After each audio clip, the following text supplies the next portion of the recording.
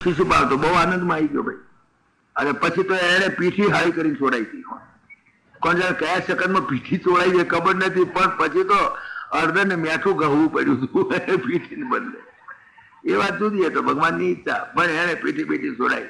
તૈયારી કરી દીધી, લગ્ન તૈયારી થઈ ગઈ, દારોવાળે નક્કી થઈ ગયો, બધું નક્કી થઈ ગયું, બધું નક્કી થઈ ગયું. પછી તો ભાઈ અને જ્યાં ખબર પડી ગઈ પછી તો રૂકમિણીને ત્રાસ પડી ગયો. અરે શિશુપાલ નાલાયકમાં નાલાયક, લુચ્ચાનો સરદાર, બદમાશનો પીર, અને એની સાથે બસ મરવું જ નથી, હવે મારે પહેલું જ નથી એની સાથે.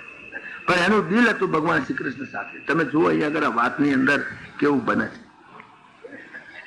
પણ હવે છોડીને ચાલે કેટલું, છોડીથી બોલાય નહીં, છેક સુધી વિરોધ તો કરી શક્યા જ નહીં બિલકુલ. પણ મનમાં મૂંઝાવા માંડ્યા. 2 દાડા બાકી રહ્યા લગ્નના, અને પછી તો આક્રમણ થવા માંડી રૂક્ષ્મણીને. અરે મારું શું થશે? હા, ભગવાન શ્રી કૃષ્ણને મારું કોઈ હિસાબે ખબર આલવી જોઈએ. એટલે એને રૂક્ષ્મણીએ વિચાર કર્યો કે કોક એવો મુદ્દાનો માણસ હોય એની જોડે હું મોકલું, કોકને ભગવાન શ્રી કૃષ્ણને ખબર આપું કે હું તમારા પ્રેમમાં પડી છું, હું તમારા સિવાય કોઈને પરમાન નથી, માટે તમે આ મારું લગ્ન થાય તે પહેલા તમે આવી અને મને ઉપાડી દેજો. ચોખ્ખા શબ્દો લખી નાખો. પણ મોકલવો કાગળ કોની જોડે? એક વૃદ્ધ બ્રાહ્મણ, અત્યંત વિશ્વાસુ વૃદ્ધ હતો બિચારો, અત્યંત વિશ્વાસુ. એ અત્યંત વિશ્વાસુ જે બ્રાહ્મણ હતો એની સાથે એમણે આ કાગળ લખીને મોકલ્યો કે જો ભાઈ મહારાજ તમે આટલું મારું કામ કરો, કોઈને ખબર ના પડે એવી રીતે. વિશ્વાસુ પૂરો હતો, પવિત્ર હતો બ્રાહ્મણ, અત્યંત પવિત્ર. વૃદ્ધ હતો એટલી તકલીફ હતી, બાકી અત્યંત પવિત્ર હતો, કોઈ જગ્યાએ લીકઆઉટ ના થાય એવો. તો એને કાગળ આપ્યો, તમે જઈને દ્વારકામાં પહોંચાડી આવો આટલો કાગળ, અને ભગવાનને કહેજો કે વહેલા આવે. પેલો બ્રાહ્મણ કે બહુ સારું ભાઈ, લાવો કાગળ આલી આવો ભગવાનને ત્યાં. મહુવા અને દ્વારકા તમે તો નકશામાં જુઓ. બિચારો નીકળ્યો. હવે એ તો વૃદ્ધ માણસ,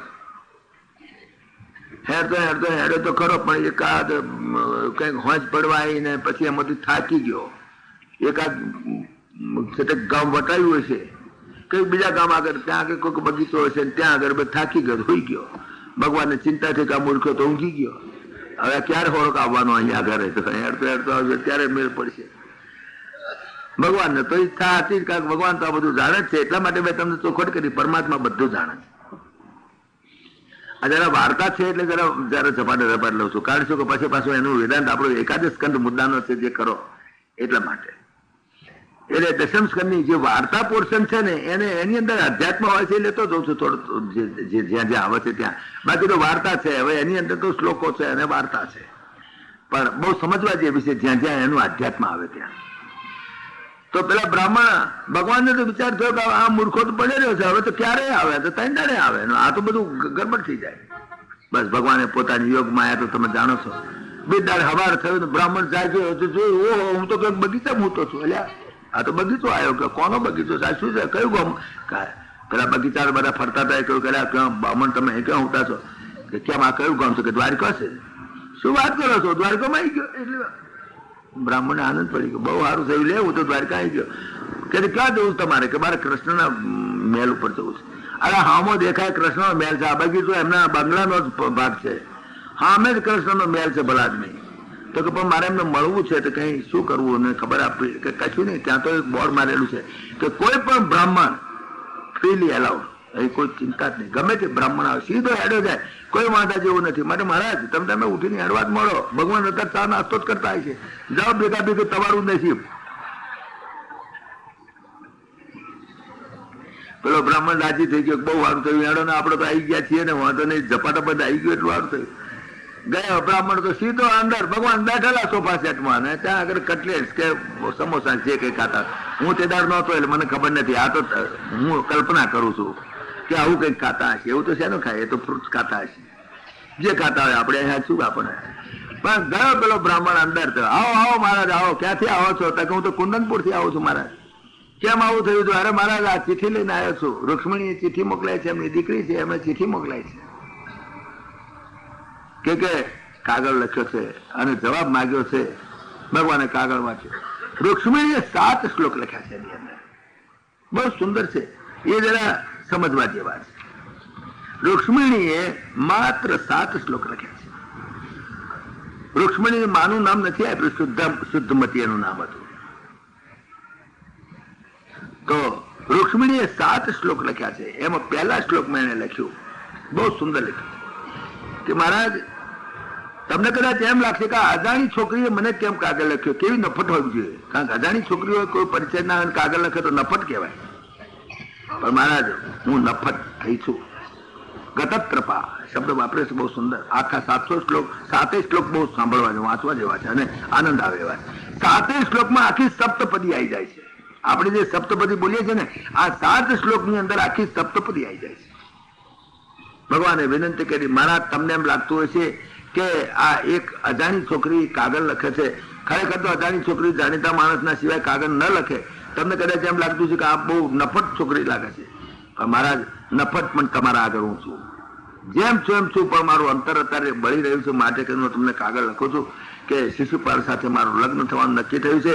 હું તમને મનથી વળી ચૂકી છું. તમારા સિવાય કોઈ જગ્યાએ હું પરણીશ નહીં. જન્મ જન્મ લગી રગર હમારી બરો શંભુ નતું રાહ કુમારી. જે પાર્વતીએ કહ્યું ને એ શબ્દોને એ જ અર્થની અંદર એને મૂકી દીધો. જો શિશુપાલના હાથમાં મારવા જતા પહેલા તો મારા પ્રાણ ચાલ્યા જશે. માટે મને એ લગ્ન થાય તે પહેલા મને અહીંથી ગમે તેમ કરીને મારું અપહરણ કરી જાઓ. અને તમને કદાચ એમ લાગશે કે તમે તો રાણીવાસમાં હશો, મારે તમારે ક્યાં ભેટો થાય. પણ મહારાજ અમારે ત્યાં રાણીવાસમાં તમે નહીં આવી શકો. પણ તમે આ બ્રાહ્મણની જોડે જલ્દી વહેલા આવી જાઓ. અહીં તો શિશુપાલની જાણ આવી ચૂકી છે. અને આવતીકાલે સવારમાં અમારે એવો રિવાજ છે કે જયારે છોડીને જેનું લગ્ન થવાનું હોય એનો એક મોટો વરઘોડો કાઢે છે. અને ગામની ભાગોળે પાર્વતીનું મંદિર છે, જગદંબા પાર્વતીનું, ત્યાં આગળ દર્શન કરવા લઈ જાય છે. તે બધા રાજાઓ પણ પ્રોસેશનમાં જોડાય છે, લશ્કર પણ પ્રોસેશનમાં જોડાય છે, અસંખ્ય માણસો થેક એની જોડે પ્રોસેશનમાં જોડાય. એ પ્રોસેશનમાં તમે પણ દાખલ થઈ જજો. અને જયારે હું પાર્વતી જગદંબાનું પૂજન કરું, પૂજન કરીને જયારે હું ઓટલા ઉપર આવું ત્યાં તમે મને જોઈ લેજો. અને ત્યાંથી બારોબાર તમે ચીલ ઝડપ કરીને પાડી દેજો. કારણ કે સિંહનો ભક્ષ શિયાળું લઈ જાય, એ બહુ સુંદર શબ્દ વાપર્યા છે એની અંદર. હું સિંહનો ભક્ષ છું, હું શિયાળું ઉપાડી જાય એ તમારા માટે પણ એક શોભાસ્પદ નથી. આમાં તમારી પણ આબરૂ જશે મહારાજ. કારણ કે હું સિંહનો ભક્ષ છું. આ શિશુપાલ જેવા આ શિયાળવાને માટે હું નથી. બહુ સુંદર એને 7 શ્લોકો લખ્યા છે. એ 7 શ્લોકની અંદર આખી સપ્તપદી આવી જાય છે. આ સપ્તપદી શ્લોક વાંચ્યો, ભગવાને રાજી થઈ ગયા. રાજી થયા મારે તો એમનું તો નક્કી જ હતું, એમને તો ઈચ્છા હતી જ. રૂક્ષ્મણી બીજે જાય ક્યાં? લક્ષ્મી ભગવાન વિષ્ણુ સિવાય બીજે જાય જ નહીં, ગમે તેમ કરે તો. ભગવાન તો આ તો એમ કે મહારાજ તો આ કાગળનો જવાબ તમારે લઈ જવાનો છે. તો કે હા લખ્યાલો તો લઈ જાઓ. પછી ક્યારે ખોરાક પોખશો? તો એ તો પૈસા બી હડતો હડતો હતો. ભલા આદમી બે જાઓ, હું બોલાવું છું મારો રથ, બે જાઓ મારી પાછળની સીટમાં. હા ચાલો હું તમારી જોડે જાઉં. પેલો તો રાજી થઈ ગયો બ્રાહ્મણ. તો બહુ સારું રે, હું તો હવામાં જ ભાડું ના કરતું પડે, જતા હું તો અમની ગાડી. બ્રાહ્મણે બેહાડી દીધો જોડે. બે જાઓ તમને જોડે જ લઈ જાઉં. એમાં શું મારી ગાડીમાં હું આવું છું. તો નથી બલરામને કહેવા રહ્યા, નથી વસુદેવજીને કહેવા રહ્યા, નથી દેવકીને ખબર, કોઈને ખબર ના આવી. બોલો બોલો, વિચાર કરો. આ પૈણમાં જાય છે, કોઈને ખબર નહીં. એમ પૈણવા જવું હોય તો કેટલું આખા ગામને કંકોત્રી લખવી પડે અને બધાને બોલાવવા પડે. તેને બદલે દેવકીને વસુદેવને બી નહીં, બલરામને કંકોત્રી આવેલી. આમ તો રાજાના હિસાબે કંકોત્રી તો આવેલી, બલરામે વાંચેલી ખરી કે ભાઈ આ ભીષ્મક રાજાની દીકરીનું લગ્ન છે, શિશુપાલની જોડે વિવાહ કર્યો છે, સારું જવાશે તો જઈશું, મૂકો ભાઈ કંકોત્રી. એ બ્રાહ્મણ મૂકી રાખેલી કંકોત્રી. તો અઠવાડિયે પેલો આવી ગયેલી. ભગવાનને તો બિચારો તો કે હમણાં કઈક હું આવશે જ પેલો બ્રાહ્મણ, એનું બધું ગોઠવી દઈશ. તો કોઈ વાત ના કરી. ભગવાન એ કંકોત્રી જોઈ, ટપાલ જેમ જોવે જોઈ મૂકી દીધેલી. ટપાલ તો જોવે ને બલરામજી જોવે ને કૃષ્ણ જોવે, જોઈ મૂકી દીધી. આ તો ઉપડ્યા ભાઈ, રથ લઈ ત્યાં ઉપડ્યા જ બધી વાત. પેલા બ્રાહ્મણને બેહાડી દીધો. સીધા 3. હવે કહ્યું એવું કે 2-4 કલાક થયા એટલે તપાસ થઈ. કૃષ્ણ ક્યાં ગયા? બલરામજી પૂછ્યું કૃષ્ણ ક્યાં છે? તો ખબર નથી. 2-4 જણાને પૂછ્યું. તારી એક જણા પેલા રથનો પેલો હતો એનો આસિસ્ટન્ટ, રથનો પેલો એનો, એને કહ્યું કે કુંદનપુર ગયા. તમને ખબર નથી? કુંદનપુર ગયા.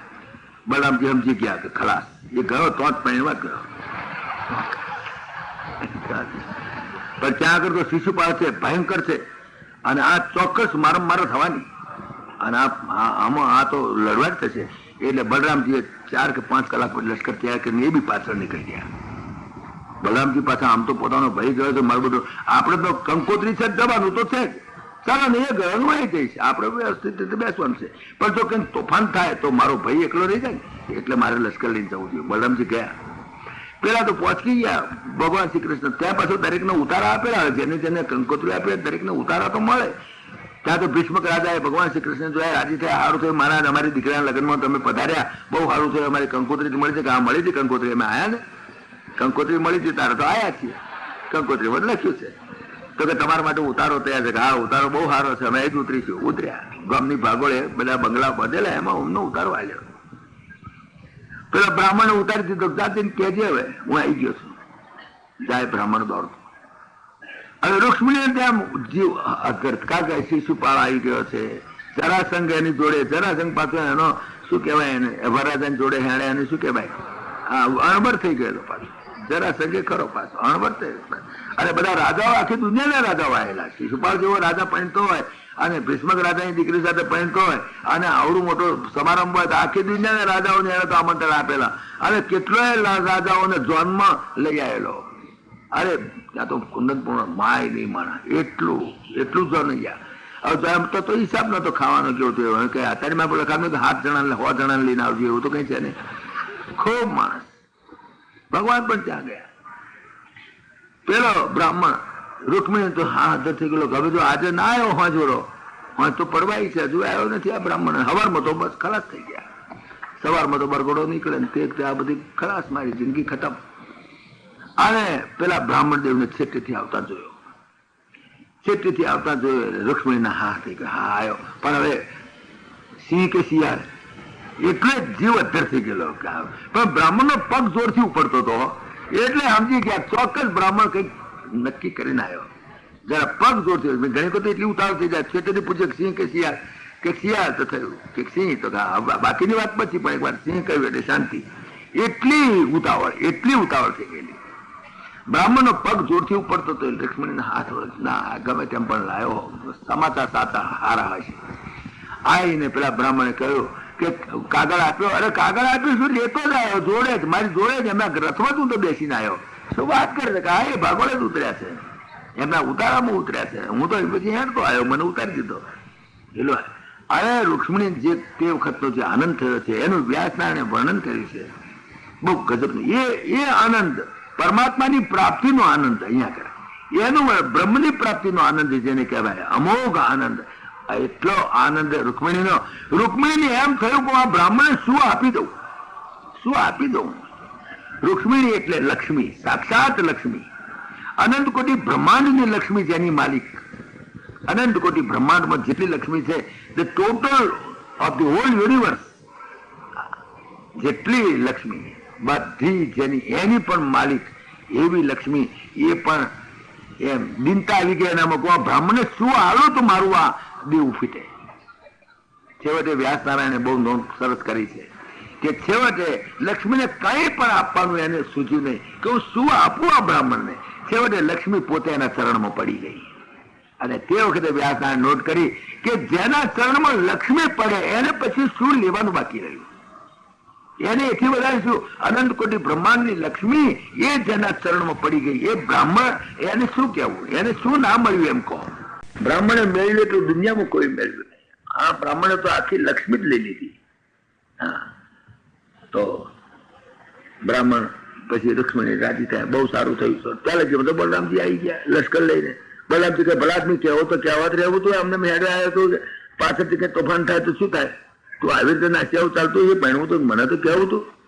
કોઈ કયા વગર એમને મેળવ્યો કે કઈ નહીં, તમે બે વર્ષ આપણે કયા લડવાડ કર્યું, સારું છે તમે આવ્યા હતા. હું તો આમ તો નીકળ્યો તો પેલો બ્રાહ્મણ આવ્યો તો જન નીકળી ગયો, એને ભાઈ જોઈ આવીશું કુંદનપુર કયું છે, એટલે હું તો એમને આવ્યો કે આ બહુ સારું થયું. હેડ બેસ થયું. બીજે દાડો તો નીકળે વરઘોડો, મોટો જબરદસ્ત વરઘોડો, અને તેમાં રૂક્ષ્મણી બેઠેલા રથ, અને આજુબાજુ કોર્ડન ને આજુબાજુ પોલીસ ને, આ તમે જોયું તો મિલિટરી બધી ને, એની પાછળ બધા રાજાઓ આવેલા, બધા જોનૈયાઓ, એનું બધું લશ્કર ને, ત્યાર પછી બધી કુંદનપુરની પ્રજા અને બધું. એ તો મોટો વરઘોડો, જબરદસ્ત વરઘોડો, કેટલા છત્રી વાગણ કઈ ધમાલ ને બધું. એની સાથે બધા જે બધા જોનૈયા આવેલા જોડાયા, એની સાથે મહેમાનો બધા ત્યાં ભગવાન શ્રી કૃષ્ણ એમના ભેગા. ભાઈ આપણે બધા ત્યાં આગળ ગયા. અને જગદંબાનું મંદિર એટલી સુંદર, એની સ્તુતિ પણ છે બહુ સરસ. તો રૂકમિણીએ જઈને ત્યાં આગળ જગદંબા પાર્વતીનું પૂજન કર્યું. પાર્વતીનું પૂજન કરી હાથ જોડ્યા. માગણી તો કરવાની ક્યાં છે, પરમાત્મા જ જોઈએ છે, બીજો કઈ જોઈતો છે. જગદંબા તો રાજી. લક્ષ્મણી તું તો એની જ પત્ની છો જ, તારે માટે કઈ માગવાનું હોય છે એનું? તારો જ ભગવાન છે, તને જ મળવાનો છે, એમાં બીજું શું છે? તો આ પ્રમાણે બધી આશીર્વાદ પણ જગદંબાના થયા. પછી તો નીકળ્યા ને એ તે વખતનું ઓટલા ઉપર, ઊંચો ઓટલો હતો, ઊંચું મંદિર, ઓટલા ઉપર જ્યાં રૂકમિણીને ઉભા રહ્યા તે વખતે આખી બધી પ્રજાને જોયા. એટલું સૌંદર્ય શિશુપાળે આજે પહેલી વખત, ઓહો આટલું સૌંદર્ય જગતમાં ક્યાં જોયું નથી. ને જરાસંઘ ને બધા રાજાઓ, ભગવાન શ્રી કૃષ્ણ પણ જોઈ રહ્યા. સ્વરૂપ એટલે ખલાસ, આખી દુનિયાનું સૌંદર્ય જાણે કે એક જગ્યાએ ઢગલો થઈ ગયો હોય એવું. બસ રૂક્ષ્મણીને ત્યાં આગળ જોયા. ભગવાને વિચાર કર્યો કે હવે, અને જ્યાં રૂક્ષ્મણી તો ધ્યાન એક વાર કૃષ્ણ ક્યાં દેખાય છે, બસ આટલી બધી ગીરદીને લાખો માણસોની ગીરદી આમ જોયું. ત્યાં ભગવાન શ્રી કૃષ્ણ દેખ્યા, અને જ્યાં બે નજર એક છે ભગવાન સટાસટ જાણે પેલા with the help of his elbows એટલા ઝડપથી આવી ગયા ત્યાં આગળ.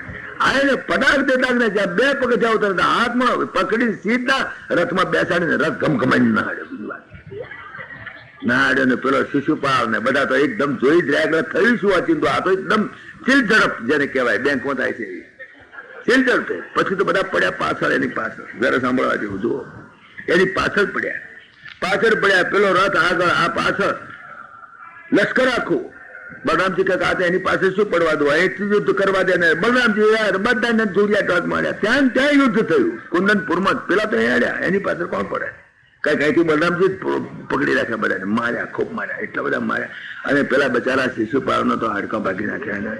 ખરેખર એને તો પાટાપિંડી કરવું પડ્યું ને હળવેને બોલાવવા પડ્યા ને એટલો માર્યો છે ને. પેલા જરાસંઘ એને સમજાવે, ભલા આદમી દુનિયામાંથી એવું છે, હું 17 વાર હાર્યો હતો પણ 18મી વખત ના હાર્યો હતો ને મેં, એમ તું પહેલી વાર કો હાર્યો છો, તું બીજા 16 વખત લડી છે કેમ છે? ભાઈ શીર સલામત તો પગડિયા બોધ તો શું કહો એમ કહીને આને આશ્વાસન આપે. પેલો કંઈક શું કરું, બૈરું લઈને જતો રહ્યો, મારું શું થાય, એ બી રોવા માંડે ને એવું વર્ણન. તમે જો શિશુપાળનું મોઢું તીકતું જોયું હોય, જરાસંઘનું મોઢું જોયું હોય, લાડવા ખાવા આવેલા, પાઘડીઓ પહેરવા આવેલા, પણ માથા ફોડેલા તો પાઘડીઓ પહેરેલી, પાટા બાંધેલા બધા એક તો પાટા બાંધે. શું પાઘડીઓ પહેરાઈ દીધેલી પેલા એને મલમ પટા વાળા એને, પેલા એને આડવાઈ રે બધા પાઘડીઓ બંધાઈ દીધેલી. બધા કોઈના માથા ફૂટેલા, કોઈના ટોટિયા ફૂટેલા, કોઈના કઈ ફૂટેલા, માર્યા પડતી બરાબર માર્યા. પણ રૂકમીએ તો પાછળ પડ્યો બરાબર નો. રૂકમી જબરજસ્ત પાછળ પડ્યો. એને કહ્યું મારું કૃષ્ણ મારું, મારી બહેનને પાછી લઈ આવું. અને રૂકમીને છેકટેથી પાછળથી આવતા જોયો ભગવાન શ્રી કૃષ્ણ. રૂકમીને પાછળથી આવતા જોયો. રૂકમી તો ઉભો રહે, હું તને પકડું મારું. ભગવાન કઈક ઉભો રહે, લે ભગવાન ઉભા રહે. અને જ્યાં રૂકમી પાછળનો ચોટલો ઝાલીને તલવાર લઈને જ્યાં ઉગામી, રૂક્ષ્મણી રડી પડ્યા એકદમ.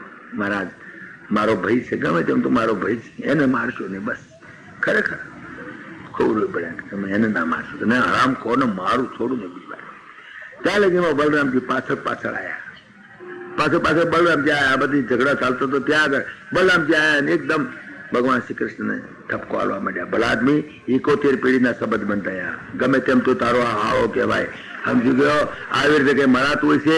આ ભાઈ બિઝનેસ દાડી એ અહીં તારે ઘેર ઉભો રહે છે, બીજો કઈ આવવાનો હતો? આ ભાઈ બિઝનેસ દાડી બીજો કોણ આવવાનો હતો? તારો ગમે તેમ તો હાળો કહેવાય. આપણે તો 71 પેઢીના સંબંધ બાંધ્યા કહેવાય. અને આવી રીતે લડવા રૂક્ષ્મણીને એમ લાગ્યું કે મારા જેઠ બહુ હારા મારા ધણી કરતા. રૂક્ષ્મણીને બહુ સારું લાગે, આ મારો જેઠ બહુ સારો. પણ ખબર નથી કે રૂક્ષ્મી જેઠના હાથે જ મરવાનો છે, એને ખબર નહીં. પરમાત્મા તો બધું જાણે છે. રૂક્ષ્મીનું છે તો કે એનું મેસેકર થઈ ગયેલું એના જેઠના હાથે. બદામ એ તો આગળ વાર્તા આવશે તારે કહીશું. આ બધી વાર્તા બહુ છે, સરસ મજાની છે, રોચક છે. અને એની સાથે સાથે પરમાત્માના ગુણ ગાય છે આપણે. એટલે બધી રીતે આ ફાયદો છે. તમને એમ લાગે કે આ વાર્તા કેવા લાગી લોબી ચાલશે, હવે તો ક્યાં કેટલા વાગ્યા હતું તો પૂર્ણનું થાય છે, તો ક્યારે મેળ પડશે? ના તો મધુરાધિપતિ કરો ને એમ કે છે. ઘણા તો મધુરાધિપતિ રખીલમ મધુરમ હોપડો ઉભા નથી રહેતા, નાઈ જાય છે. એટલો વિવેક નથી રાખતા. તું હવે એમાં શું વાર લાગતો? 15 મિનિટ વહેલું બંધ કરી તમારે તો. પણ તમે શાંતિથી મધુરાધિપતિ રખીલમ મધુરમ કવિતા થાય, એ પ્રાર્થના થાય, તાણે કે થોડી વાર ધારણ ખબર કે એટલી બધી ક્યાંથી ઉતાવળ છે.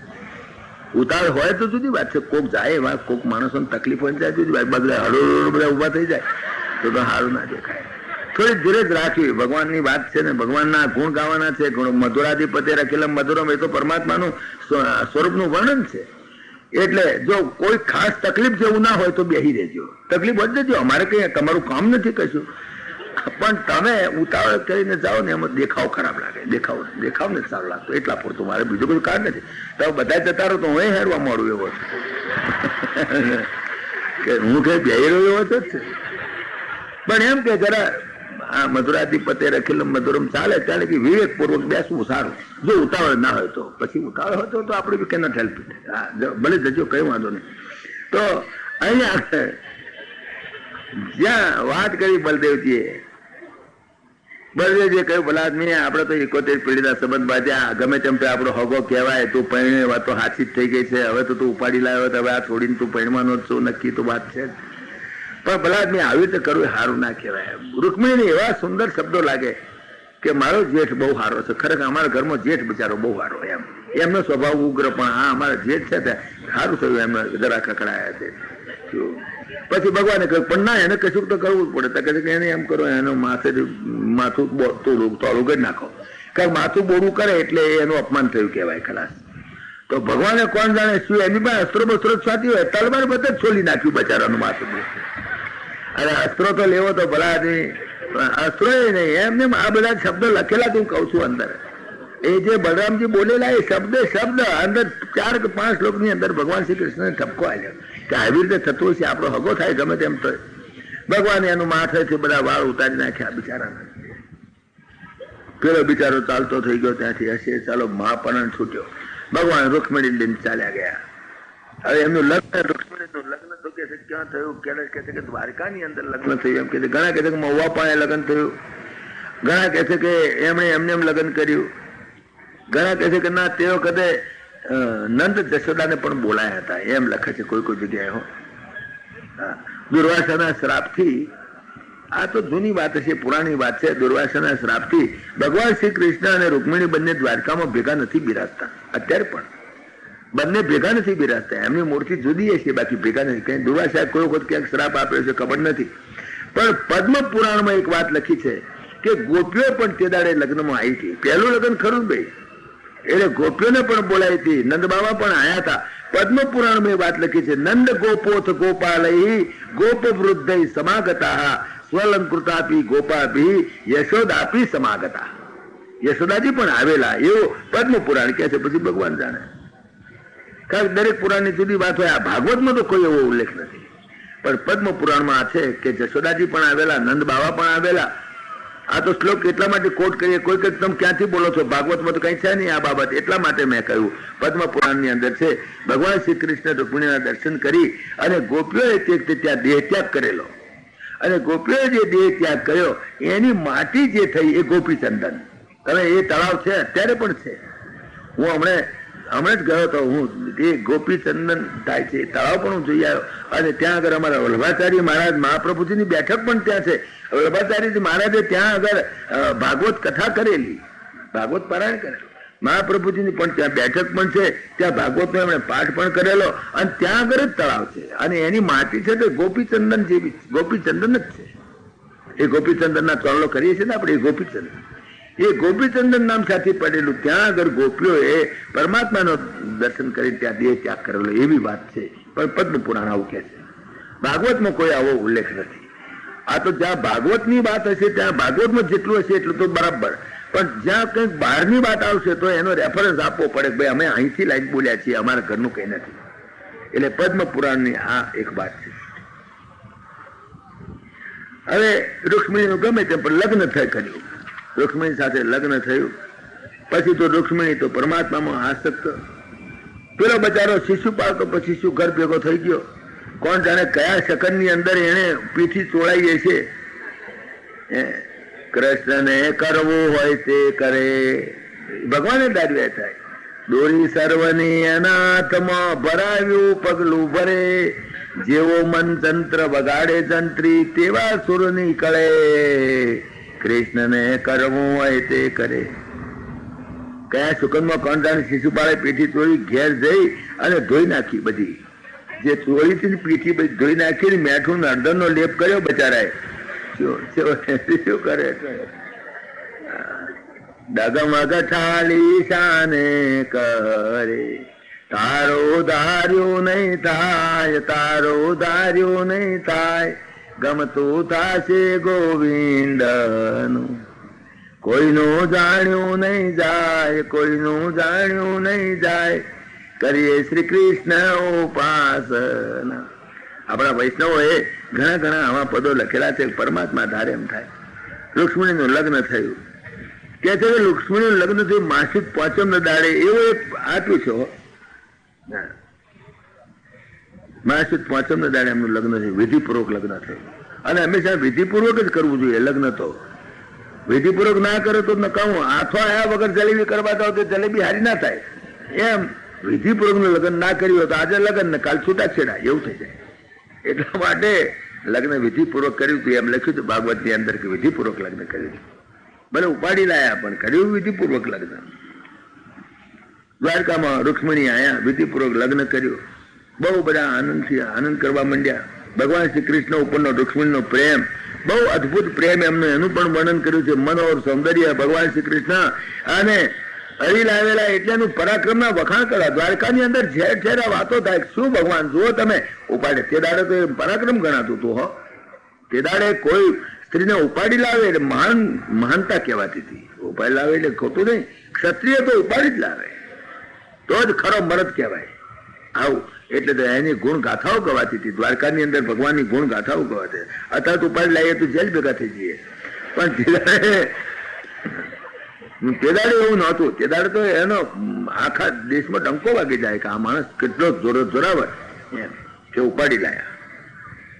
હવે થોડા વખત પછી હવે જરા થોડીક બીજી કાકા ભગવાનના લગ્નમાં પહેલા લગ્નમાં જ ગયા, પણ તમે સમજ્યા ને કઈ લાડવા બાળવા કઈ ખાવાનું મળે નહીં. આવો ઘણી વાર કશો નહીં લગ્નમાં. અમારા ભગવાન રામના લગ્નમાં જાઓ તમારે 6 મહિના સુધી તો જાહટિયા કરો, કોઈ જાતનું ખાવા પીવાનું મજા હતી ત્યાં. પણ આ ભગવાનનું પહેલું લગ્ન, એ પહેલા લગ્નમાં આવી ગડબડ થઈ ગઈ. ઠીક, કઈ વાંધો નહીં. પણ હવે 2 જણા રહેવા માંડ્યા. એમ કરતા કરતા પરમાત્માની કૃપાથી એમને ઘેર દીકરો અવતર્યો. આ ભગવાનને ઘેર દીકરો આવ્યો, એનું નામ પ્રદ્યુમ્ન. હવે આ પ્રદ્યુમ્ન છે તે એમ કે છે કે મહાદેવજીએ જયારે કામદેવને બાળી મેલેલો ત્યારે રતિને વરદાન આપેલું કે મારા પતિનો મેળાપ ક્યાં થશે. ત્યારે મહાદેવજીએ કહેલું કૃષ્ણાવતાર થશે, ત્યારે કૃષ્ણને ઘેર રૂકમિણીના પેટે તારો દીકરો પ્રદ્યુમ્ન તરીકે આવશે. રૂપનો ભંડાર છે, કારણ કામદેવ છે પોતે, અને તે તારો એનો મેળાપ થશે. તો બિચારી રતિ તે દાડાની આમ આશા રાખીને બેસી રહેલી. હવે આમને ત્યાં દીકરો અવતર્યો. પ્રદ્યુમ્ન દીકરો તો થયો. લગભગ કામદેવનો અવતાર એટલો રૂપાળો, 8 દાડા 10 દાડા નહીં થયા હોય કોણ જાણે છોકરો ખોવાયો. ગજબ કહેવાય. માં કેવી 10 દાડામાં છોકરું જતું રહે. પેલા ગામડામાં વણિયર લઈ જતું હતું છોકરા, નાના છોકરાને. ખબર તમને? આ તો મને એવું યાદ છે. જેવું તેવું વણિયર આવે ને નાનું છોકરું જો હોય તો 8 દાડાનો છોકરો તો હાચવું પડે. હો, મેં તમારા બેટા વણિયર આવે લઈ જાય. વણિયર તમે સમજો તો વણિયર જોયા અહીં તો બરોડામાં ક્યાં હોય, એ કઈ નહીં હોય. પણ ગામડામાં વણિયર આવે તે નાનું છોકરું લઈ જાય. એવી રીતે થયું. આ 10 દાડા પૂરા નહોતા થયા છોકરાને. રૂકમિણી કેવા તે છોકરું લઈ ગયું. કોક ખોળા છોકરો ક્યાં ગયો, છોકરો ક્યાં ગયો. ફોદાના ઘરમાં ચોરી. આ તો ભગવાનના જ ઘરમાં ચોરી, બીજે ક્યાંય નહીં. વિચાર કરો, ખોવાયો છોકરો. બધે ખોળાખોળ છે. ભગવાને ખોળાખોળ તો કરે, જાણતો જ બધું હોય, ખોળાખોળ કરે. પણ કહ્યું એવું કે સાથી આવું લઈ ગયું કોણ. એની એક વાત આપી છે કે એ દિવસોમાં ભગવાન શ્રી કૃષ્ણ એને માટે શંબર નામનો એક રાક્ષસ હતો. એને ખબર પડેલી કે આ જે રૂકમિણીનો જે દીકરો પ્રદ્યુમ્ન થશે એ તારો વધ કરશે, એના હાથે તારું મોત છે. એવું શંબર કરીને કોઈ ભયંકર રાક્ષસ હતો. શંબર માયાવી હતો, દુષ્ટાત્મા હતો. એને કોઈએ કહેલું, જ્યોતિષમાં જોયેલું કે આના હાથે તારું મોત થવાનું છે. આ ભગવાન શ્રી કૃષ્ણનો દીકરો જે પ્રદ્યુમ્ન છે એના હાથે તારું મોત થશે. એટલે શંબર તો રાહ જોઈને બેઠેલો ક્યારે રૂકમિણી ઘેર દીકરો આવે ને ક્યારે હું ઉપાડી જઉં. હતો દુષ્ટાત્મા. આમ તો રાજમહેલની અંદર ને સુતિકા ગ્રહમાં જવાય નહીં, પણ આ અનેક જાતના રૂપ બદલી શકતો હતો. તો એવું વિચિત્ર રૂપ લઈને ગયો અંદર જઈ અને એને આ છોકરાને ઉપાડી ગયો. આ પ્રદ્યુમ્ન ઉપાડી ગયો. 10 દાડા પછી તો ખબર પડી કે છોકરો ગયો. ખોળાખોળ બહુ થઈ, બહુ ચિંતા થઈ પડી બધાને. હવે શું થાય આ છોકરાનું હવે ક્યાંથી ખોળવો? ભગવાન કે ખોળ ખોળ કરે, જાહેર ખબર આપે, બીજું ત્રીજું બધું કર્યું છે, કોણ જાણે ખબર નથી. પણ ભગવાનને તો ચાલો શીડો, એને શું એમને તો આ શંબર એને ઉપાડી ગયેલો. શંબરના મનમાં અહીંયા છોકરાને જો ગમે ત્યાં કઈ કરી તો પાછું પકડાવા છે, એના કરતા સમુદ્રમાં નાખી દઉં છે, એક સમુદ્રમાં ઊંડાણમાં જઈને નાખી દઉં, મરી જ જાય. 10 દાડાનું છોકરું પાણી પડે ને ઘૂંઘળીને મરી જાય, એમાં વાર કેટલી. જઈને એને સમુદ્રમાં નાખી દીધો શંબરે. પણ પરમાત્મા જેને બચાવવા ધારે છે એને કોણ મારી શકે? એક મોટો મગરમચ્છ હતો, મોટો માછલો, એને ગળી ગયો, એના પેટમાં થતો રહ્યો. પણ પરમાત્મા બચાવે છે તમે જુઓ. હવે આ શંબર જે રાજા હતો, જે આ દુષ્ટ આત્મા હતો, એને બહુ મોટી સંપત્તિ, બહુ મોટો, એટલો મોટો, એનું રહોડું બહુ મોટું, એનું રહોડું એટલા માણસો જમનારા, ઓછામાં ઓછા 20-25 રસોઈયા કામ કરે એને ત્યાં. અને એને શાક સમારનારા બીજા ત્રીજા આસિસ્ટન્ટો તો કેટલાય બધા, એ આસિસ્ટન્ટોની અંદર. અને ત્યાં એને શાક આવે તે બાંધેલું શાક, અમુક આપી જ જાય, જેમ ઘણા શેઠિયાઓ તે શાક નાખી જાય ને બધું રોજ નાખી દેવાનું શાક, જે દૂધી લઈ લે, બટાકા, ગવારેલા, કિલોડા બધું એવી રીતે. અને ત્યાં મચ્છી આવે, બધું આવે, તે કોન્ટ્રાક્ટર આપેલો, 12 મહિનાનો કોન્ટ્રાક્ટ માછલા વાળાને પણ, કે તારે 12 મહિને જેટલા માછલા પાકે એટલા બધા તારે અમારા રહોડામાં નાખી જવા. આ કોન્ટ્રાક્ટર જે હતો, જે માછલા પકડનારો અને જે અહીંયા રહોડામાં શાકભાજીને મોકલનારો, એ કોન્ટ્રાક્ટરના હાથમાં આ માછલો મોટો આવ્યો. એને થયું કે આજે તો બહુ સારો માછલો આવી ગયો, બહુ સારા પૈસા બચશે. કારણ કે એને તો વજન ઉપર, એને તો 12 મહિનાનો કોન્ટ્રાક્ટ મળે, એટલે વજન ઉપર લાવીને એ માછલો લાવીને એને શંબરના રાજાને તો ખબર નહીં, પણ જઈને રહોડામાં જઈને હાલી આવ્યો. પેલા મુખ્ય કુક હતો, એને જે મુખ્ય એનો જે રસોઈયો હતો, કે ભાઈ રસોયા કે ભાઈ આપણને આ બધી આ બૈયો બેઠી છે શાક સમારનારી, એમને હાલી દો. એમાં શાક સમારનારી બૈયોમાં આ બઈ જે હતી, જે રતી, એ રતી ત્યાં આગળ એને ત્યાં રસોઈયાઓને મદદ કરવા માટે રસોઈણ તરીકે રહેલી આ રતી. તો એ રતી ત્યાં આગળ હતી, એ રતી પાસે આ છોકરો આવ્યો. એનું નામ અત્યારે તો માયાવતી પડ્યું હતું, પાછળ રતી હતી, કામદેવની પત્ની, પણ એનું નામ માયાવતી પડેલું તેડાડે. તો માયાવતીએ પેલો જેમ દૂધી ચીરે એમ માછલું ચીર્યો, એની અંદર ત્યાં રૂપાળો છોકરો નીકળ્યો, અત્યંત રૂપાળો. એને બહુ સારું લાગ્યું કે આ તો બહુ છોકરો બહુ સારો છે. પછી તો એને કોઈ વાત જ ના કરી, એ છોકરાને એની મેરે ઉછેરવા માંડી. હવે એટલા બધામાં કોઈ છોકરા હોય, કેટલી કામ કરનારી બૈયો હોય, કોઈ છોકરું હોય તો છોકરું હોય છે, કોઈ કમાઈ ના કરીને રાજાને કઈ ખબર ના પડી, એના જ રહોડામાં આવ્યો, એને નાખી દીધો એનો દુશ્મન મારવાની દ્રષ્ટિથી. પણ પરમાત્મા બચાવો તારે એને કોઈ મારી શકે નહીં. આવી ગયો છોકરો શંબરને ત્યાં, અને શંબરના રસોડામાં માયાવતી એને ઉછેરવા માંડી. જો આ એક બનાવ તમે જુઓ કે પતિને પત્ની ઉછેરે છે, બડા પ્રેમથી ઉછેરવા માંડી. એક દાડો નારદજી ત્યાં આગળ આવ્યા, પેલી માયાવતી કહે છે કે આ કોણ છે, ઓળખત તું? પેલો છોકરો તો મોટો થવા માંડ્યો, 5-7 વર્ષ થવા માંડ્યો. નારદજી આયા કે માયાવતી તું આ છોકરાને ઓળખતા કે ના, તારો ધણી છે, સમજીએ કામદેવ છે આ. અને એ પ્રદ્યુમ્ન અહીં આગળ ભગવાન શ્રી કૃષ્ણનો દીકરો, અને એને ખાનજી વાત રાખજે, કોઈ કહેતી નહીં, પણ એને હારો કરીને ઉછેરજે બરાબર, તારો ધણી જ છે અને હારો કરીને ઉછેરજે. પછી તો પેલી બહેનો કેટલો પ્રેમ આવે, એ છોકરાને એવો સરસ રીતે ઉછેરવા માંડી.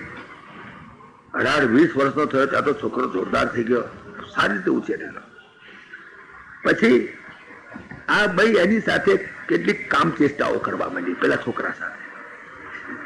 એટલે પેલા છોકરાને જરા સંકોચ આવે, મારી માં છે અને મને ઉછેરી મોટો કરશે, આવી કેવી રીતે વર્તન કરે છે મારી જોડે, જેમ કોઈ પત્ની પતિ જોડે વર્તન કરતી હોય એમ. એટલે પેલો સંકોચ આવવા માંડ્યો, ભાઈ તો આવું કેમ તમે મારી સાથે વર્તન કરો છો? એટલે આ માયાવતી એને કહ્યું કે જો તમે મારા પતિ છો ગયા જન્મના, અને તમે કામદેવ હતા, હું તમારી પત્ની રતી છું, અત્યારે મારું નામ માયાવતી પડ્યું છે, ભગવાન શ્રી કૃષ્ણ તમે દીકરા છો, હું તમારી માં નથી. મેં તો તમને ઉછેરી મોટા કર્યા નારદના કહેવાથી, બાકી તમે મારા પતિ જ છો. અને તમારી માએ તમને 10 દાડાના હતા ત્યારથી ખોયા છે, અને હવે આપણા બેનો ભેટો થયો છે. હવે તમે એક કામ કરો કે તમે આ રાક્ષસને મારો, રાક્ષસને મારી અને આપણે જતા રહીએ. કે બહુ સારું, એનું તો સારું લાગ્યું કે તું મારી માં નથી, તો ઉછેરનો માન માફક ઉછેર મોટો કર્યો, કારણ કે તું મારો પતિ હતો, એટલે ઉછેર મોટા તો તમને કર્યા છે, પણ હવે તમારે આ કરવાનું છે. પેલી કે તો બહુ સારું, શંખાસુર તમે, સમ્રાસુરને તમે વધ કરી અને તમે આપણે નીકળી જઈએ.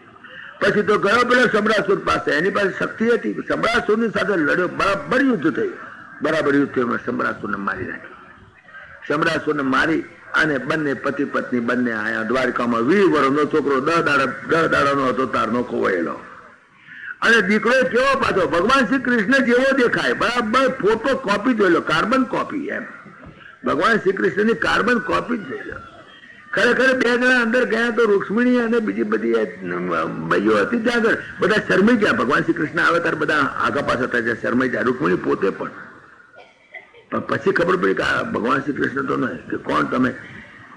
પ્રદ્યુમ્ને કહે માં હું તારો દીકરો છું, 10 દાડાનો તારનો ખોવાઈ ગયો તો, તને ખબર છે કે હા ખોવાઈ ગયો તો તું એ? હા તો તમારે 20 વર્ષનો છોકરો થયેલો માં ઓળખી કેવી રીતે શકે? પણ ભગવાન શ્રી કૃષ્ણ જેવું જ કાર્બન કોપી, એને ખાતરી છે કે મારો દીકરો આ છે. તે જ વખતે રૂક્ષ્મણીના સ્તનમાં દૂધ આવ્યું, એટલો વાત્સલ્ય ઉભરાયું અને એટલા રાજી થયા. છોકરો તો આવ્યો પણ જોડે વહુ નહીં લેતો આવ્યો. જો ભગવાન તો પૈણી ના હતા પણ છોકરા એમને એવા પાક્યા વેળા જો થાય તો વહુ નહીં જોડે લેતા આવે. કઈ ચિંતા માય ના જોડે બાપો ના જોડે. ભગવાનના બધા લગ્ન 16,000 ખોને 8 લગ્નો આમ નામ હેડવાના, એકય લગ્નમાં કઈ બલિવાર ના મળે. ક્યાં ખાવાના મળે લાડવા? તો કેવું મળે બોલાવતા. આ પ્રમાણે આ પ્રદ્યુમ્ન આયા. બોલો, પ્રદ્યુમ્ન નું હરણ થયું, 10 દાડાનો હતો તારનું, તારથી અત્યાર સુધીમાં મારા ભાઈ જડ્યો. હવે આ પ્રમાણે ભગવાનના પહેલા લગ્ન અને પહેલા લગ્નનો પહેલા પટરાણીનો પહેલો છોકરો. હવે બીજા લગ્નની વાત સાંભળો, કારણ બીજું લગ્ન તો બહુ ભડાફૂટ વાળું છે અને ઝઘડા બહુ થયેલા છે, બહુ લાંબી વાત છે અને એમાં બહુ મજાનું છે. એટલે બીજું લગ્ન તો હવે 9માં 2 મિનિટ ઓછી છે, એટલે બીજું લગ્ન આવતીકાલે ભગવાનનું કરીશું. એક લગ્ન તો પતાવી દઉં, ભગવાનને કુંવારા તો ના રખાય, એટલા માટે